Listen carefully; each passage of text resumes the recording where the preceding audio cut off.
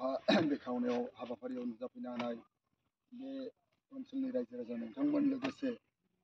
बे ओनसोलनिनो बायदि बायदि बिबानाव थानाय रायजो राजा नोंथांमोन आरो जोंनि बे गलाघाट डिस्ट्रिक्ट इउनाइटेड फ्रन्ट XNDP-नि मानगोनां बिबेसार लोगोसे आरो जोंनि बे इउनिटनिनो मानगोनां XNDP-नि आफादगिरिजों लोगोसे नेहाथारि आरो जोंनि गासै नुजाफैनो हानाय फेडार्स आरो आइ आफा बिब' बिनानाव नोंथांमोन दा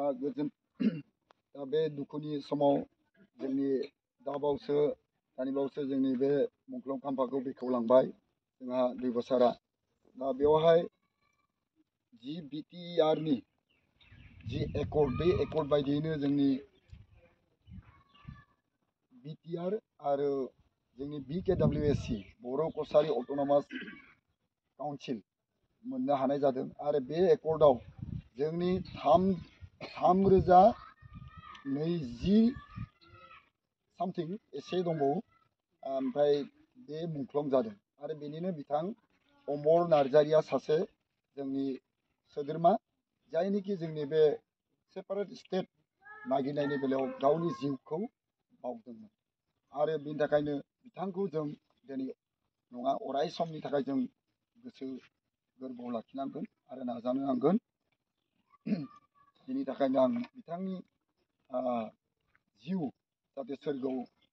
आलो गोजोनै थानो हायो बिनि थाखायनो आं आरज गाबज्रिनाय जाबाय आरोबाव जोंनि गोबां रिहेबिलिटेसन मोननो गोनां दङ मोनबाय थागोन बिथाङा दाननै दानथामनि आगोलावनो मोनलांबाय बेयाव जोंनि BTR लोगोसे जोंनि BKWSC-नि मानगोनां सोद्रोमा बिथांमोननि गासै जा खुंथाय बिथांमोननि सहाय सहजुगाव बिथांमोननि जा मोनथाय बेखौ मोननो हानाय जाबाय जों गोजोननाय मोन्दों आरोबाव जोंनि दंबावो बिथांमोनाबो लासै लासैनो मोनबाय थागोन आरो बिथांमोननि जा गोसोखां खाम्फा बेखौ जों बेबायदिनो खाम्फा महरै लाखिनानै जाहाथे बिथांमोना जे जोंनि हारिनि थाखाय सेपारेट बड'लेण्ड स्टेट नागिरनायनि बेलायाव जिउखौ बावदोंमोन बेखौ जाहाथे बयबो मिथिनो हायो बिनि थाखायनो आं गासै रायजो राजाखौ बिथांमोननि न'खरनि जानानै एबा जोंनि मार्टियार्स जा मुंख्लं बड'लेण्ड आन्दलननि समाव जाथैदोंमोन बिथांमोननि न'खरनि जानानै आं गासै रायजो राजाखौ साबायखर बावनानै आंनि सुंद' बिबुंथिखौ एसेयावनो फोजोबनाय गोजोन्थों।